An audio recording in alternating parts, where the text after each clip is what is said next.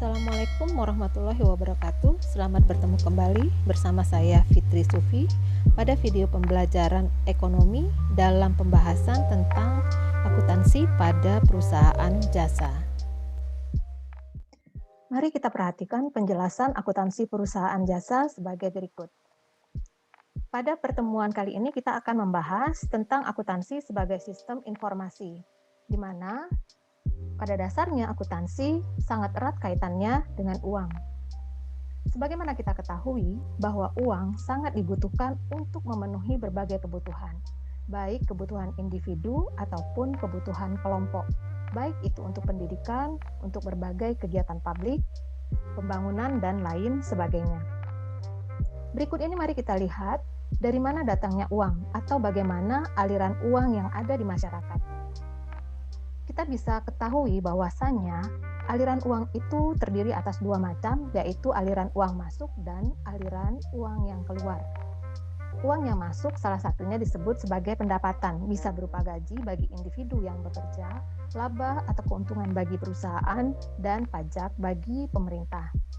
Dari uang yang masuk, kemudian uang tersebut digunakan untuk berbagai pemenuhan kebutuhan, baik bagi individu dalam pemenuhan kebutuhan sehari-hari, perusahaan untuk produksi barang-barang dan jasa, dan bagi pemerintah yang utamanya adalah untuk pembangunan. Nah, dari penjelasan tersebut, demi tertibnya uang yang masuk dan uang yang keluar dari berbagai transaksi yang ada, maka kita membutuhkan sebuah catatan, baik catatan atas uang yang masuk dan catatan atas transaksi uang yang keluar. Berikut ini adalah contoh catatan sederhana untuk uang yang masuk dan untuk uang yang keluar. Dari contoh catatan transaksi ini, kita akan mendapatkan informasi tentang berapa dana yang masuk dan berapa jumlah dana yang dikeluarkan, sehingga kita akan mengetahui dana atau uang yang kita miliki tersebut cukup atau tidak, rugi atau untung. Caranya adalah dengan membandingkan antara jumlah uang yang masuk dan jumlah uang yang keluar tersebut. Untuk kondisi seperti inilah akuntansi dibutuhkan. Berdasarkan ilustrasi tersebut, kita bisa ambil kesimpulan awal bahwasannya akuntansi adalah ilmu yang mempelajari bagaimana mencatat uang yang masuk dan uang yang keluar secara sistematis. Selanjutnya, pada pertemuan ini kita akan membahas akuntansi sebagai sistem informasi berdasarkan teori-teori yang ada, mulai dari sejarah akuntansi itu berasal, kemudian bagaimana konsep akuntansi itu sendiri, siapa-siapa pemakai informasi akuntansi, bagaimana karakteristik kualitas informasi akuntansi, kemudian bagaimana prinsip dasar akuntansi, bidang-bidang akuntansi yang ada, profesi akuntansi, dan etika profesi akuntansi. Mari kita lihat satu persatu. Kita mulai dengan sejarah akuntansi. Pencatatan transaksi keuangan awalnya dilakukan dengan cara yang sederhana. Pencatatan dilakukan pada kayu, batu, dan lain sebagainya. Catatan tertua berasal dari Babilonia yang ditemukan pada tahun 3600 Masehi. Selain itu, juga ditemukan di daerah Mesir dan Yunani kuno. Pencatatan yang dilakukan masih sangat sederhana dan belum sistematis, bahkan ditemukan dalam keadaan yang tidak lengkap. Kemudian akuntansi terus mengalami perkembangan. Pada abad ke-14, para pedagang dari Genoa melakukan pencatatan secara sederhana. Pada tahun 1494, Luca Pacioli, seorang ahli matematika, menerbitkan sebuah buku. Buku tersebut berjudul Summa de Arithmetica, Geometrica, Proportioni et Proportionalita. Hal ini menandakan bahwasannya pada saat itu pembukuan sudah mulai dilakukan secara sistematis dengan menggunakan sistem berpasangan. Selanjutnya, sistem pembukuan berpasangan berkembang di Eropa dengan menyebut nama asal negaranya, seperti sistem Belanda, sistem Inggris, dan sistem Amerika Serikat. Sistem Belanda lebih dikenal dengan sistem kontinental, sedangkan sistem Inggris dan Amerika Serikat dikenal dengan sistem Anglo-Saxon. Pada abad ke-19, teori dan pembukuan berpasangan dikembangkan di Amerika Serikat menjadi akuntansi atau accounting. Pada pertengahan abad ke-20, dunia akuntansi mulai mengenal komputer untuk memudahkan pembukuan dalam mengolah data akuntansi sehingga menjadi lebih praktis dan efisien. Di Indonesia sendiri, akuntansi digunakan sejak zaman penjajahan Belanda. Setelah Indonesia merdeka dan mendapat pengakuan dari Belanda, putra-putri Indonesia dikirim ke luar negeri, yaitu ke Amerika Serikat, untuk memperdalam ilmu akuntansi. Pada tahun 1960, Indonesia mulai diperkenalkan dengan akuntansi sistem Amerika Serikat, yaitu Anglo-Saxon. Hal ini menggambarkan bahwa sistem pembukuan di Indonesia mengalami perubahan dari sistem kontinental ke sistem Anglo-Saxon. Pada tahun 1952, sudah dibuka jurusan akuntansi di Fakultas Ekonomi Universitas Indonesia yang kemudian diikuti oleh perguruan tinggi negeri yang lain. Selanjutnya kita lihat yang kedua, yaitu konsep akuntansi. Akuntansi berasal dari bahasa Inggris accounting, to account, merupakan kata kerja yang berarti memperhitungkan atau mempertanggungjawabkan. Dalam bahasa Indonesia dikenal dengan istilah akun atau perkiraan. Pengertian akuntansi mengalami perkembangan seiring berjalannya waktu. Beberapa pakar dalam bidang akuntansi mengemukakan pendapatnya masing-masing mengenai definisi akuntansi. Menurut American Accounting Association, dalam A Statement of Basic Accounting Theory pada tahun 1996, menyatakan bahwasannya akuntansi adalah proses mengidentifikasi atau mengenali, mengukur, dan melaporkan informasi ekonomi untuk memungkinkan adanya penilaian dan pengambilan keputusan yang jelas dan tegas bagi mereka yang menggunakan informasi tersebut.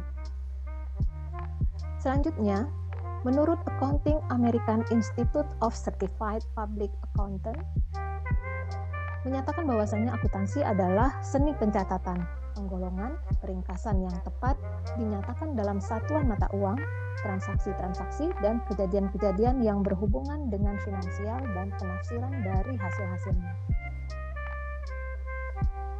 Secara umum, akuntansi dinyatakan bahwasannya akuntansi merupakan proses mengidentifikasi, mengukur, dan mengkomunikasikan informasi-informasi ekonomi untuk menghasilkan pertimbangan dan pengambilan keputusan bagi pemakai informasi tersebut. Selanjutnya, yang ketiga adalah pemakai informasi akuntansi. Siapa saja mereka? Ada dua pihak, yaitu pihak internal dan pihak eksternal. Pihak internal adalah pihak yang berasal dari dalam perusahaan, kemudian pihak eksternal adalah pihak yang berasal dari luar perusahaan. Siapa saja mereka? Untuk pihak internal, itu terdiri atas manajer, pemilik perusahaan, dan karyawan. Manajer membutuhkan informasi akuntansi yang cermat yang berkaitan dengan bidang pertanggungjawabannya agar dia bisa membuat keputusan demi kelangsungan perusahaan di masa yang akan datang. Untuk pemilik perusahaan, mereka ingin mengetahui apakah bisnisnya berjalan dengan baik atau tidak. Sedangkan karyawan, mereka membutuhkan informasi keuangan sebagai bahan perundingan kontrak kerja, pengajuan kesejahteraan, ataupun kepentingan karyawan yang lainnya sehingga mereka bisa tenang dalam menjalankan pekerjaannya. Kemudian untuk pihak eksternal, ada beberapa di sini, yaitu investor, kreditor, konsumen, instansi pemerintah, masyarakat umum, dan mitra bisnis. Pada dasarnya, semua pihak yang terlibat di sini, mereka membutuhkan laporan akuntansi sesuai dengan hubungan mereka masing-masing dengan perusahaan.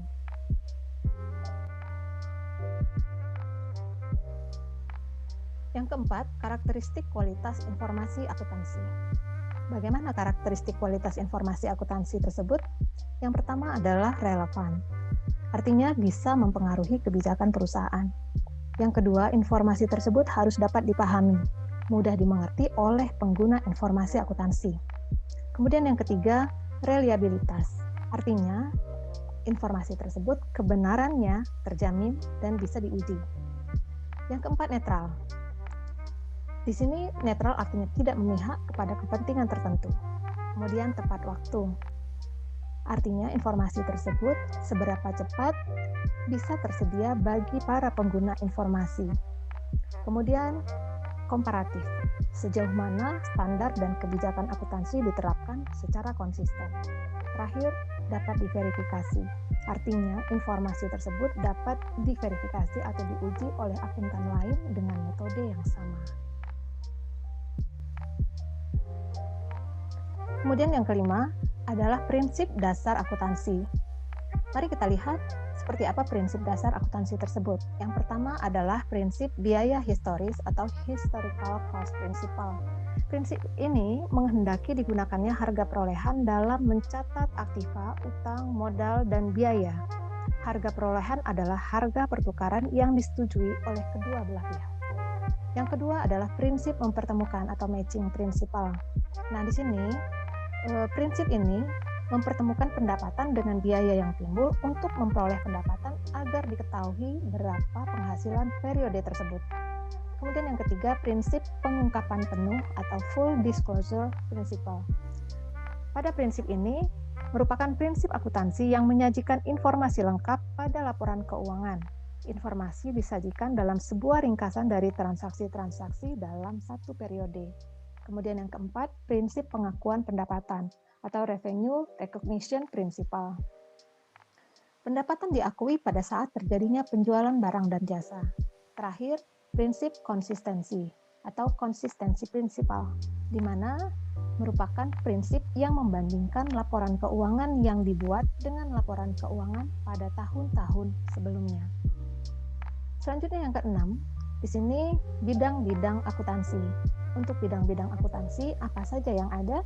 Kita lihat di sana ada bidang akuntansi keuangan, pemeriksaan akuntansi, akuntansi manajemen, akuntansi biaya, akuntansi perpajakan, penganggaran, akuntansi pemerintahan, dan sistem akuntansi.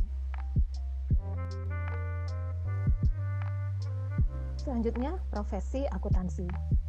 Mari kita lihat profesi dalam akuntansi. Yang pertama, akuntan publik. Di Indonesia, untuk dapat menjalankan profesinya sebagai akuntan publik, seorang akuntan harus lulus dalam ujian profesi. Ujian tersebut dikenal dengan ujian sertifikasi akuntan publik. Bagi yang lulus berhak memperoleh sebutan bersertifikat akuntan publik. Kemudian yang kedua, akuntan pemerintah. Akuntan pemerintah adalah akuntan yang bekerja di instansi pemerintah. Selanjutnya, akuntan manajemen. Akuntan manajemen atau akuntan intern adalah akuntan yang menyediakan layanan bagi pihak manajemen dalam menentukan harga pokok, harga jual, menyusun anggaran perusahaan, membuat perencanaan dan pengendalian biaya, merancang sistem informasi, bahkan menguji kelayakan investasi yang dilakukan oleh perusahaan. Selanjutnya, akuntan pendidik. Nah, akuntan pendidik adalah akuntan yang bekerja di bidang pendidikan, baik sebagai guru ataupun sebagai dosen. Selanjutnya, yang kedelapan atau yang terakhir adalah etika profesi akuntan. Nah, untuk etika profesi akuntan, yang pertama adalah tanggung jawab profesi. Seluruh akuntan mempunyai tanggung jawab kepada semua pemakai jasa profesional mereka, memelihara kepercayaan masyarakat, dan menjalankan tanggung jawab profesi sesuai dengan aturan. Yang kedua, kepentingan publik. Nah, kepentingan publik didefinisikan sebagai kepentingan masyarakat dan institusi yang dilayani secara keseluruhan. Publik dari profesi akuntan terdiri dari klien, pemberi kredit, pemerintah, pemberi kerja, pegawai, investor, dunia bisnis dan keuangan, dan pihak-pihak lainnya. Kemudian integritas. Integritas menuntut seorang akuntan untuk bersikap jujur terhadap pelanggan, mampu memberikan pelayanan yang berkualitas dan memperoleh kepercayaan, dan mampu menahan segala bentuk demi untuk keuntungan pribadi. Yang keempat, objektivitas. Objektivitas adalah suatu kualitas diri yang mampu bersikap adil, tidak memihak, jujur secara intelektual, tidak berprasangka atau bias, serta bebas dari benturan kepentingan atau di bawah pengaruh pihak lain. Selanjutnya yang kelima, kompetensi dan kehati-hatian profesional. Setiap akuntan harus mempunyai kewajiban untuk melaksanakan jasa profesional dengan sebaik-baiknya sesuai dengan kemampuannya demi kepentingan pengguna jasa dan konsisten dengan tanggung jawab profesi kepada publik. Yang keenam, kerahasiaan.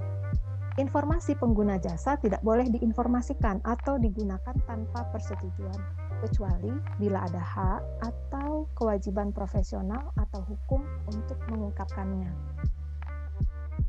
Ketujuh, perilaku profesional. Setiap akuntan harus profesional dalam menjalankan profesinya. Perilaku yang menunjukkan konsistensi terhadap reputasi profesi yang baik dan menjauhi tindakan yang dapat mendiskreditkan profesi. Terakhir, standar teknis, di mana setiap akuntan harus melaksanakan jasa profesionalnya sesuai dengan standar teknis dan standar profesional yang relevan. Dengan demikian, pembahasan kita berakhir sampai di sini untuk sesi ini. Semoga bisa dipahami dan bermanfaat untuk kita semua. Terima kasih. Assalamualaikum warahmatullahi wabarakatuh.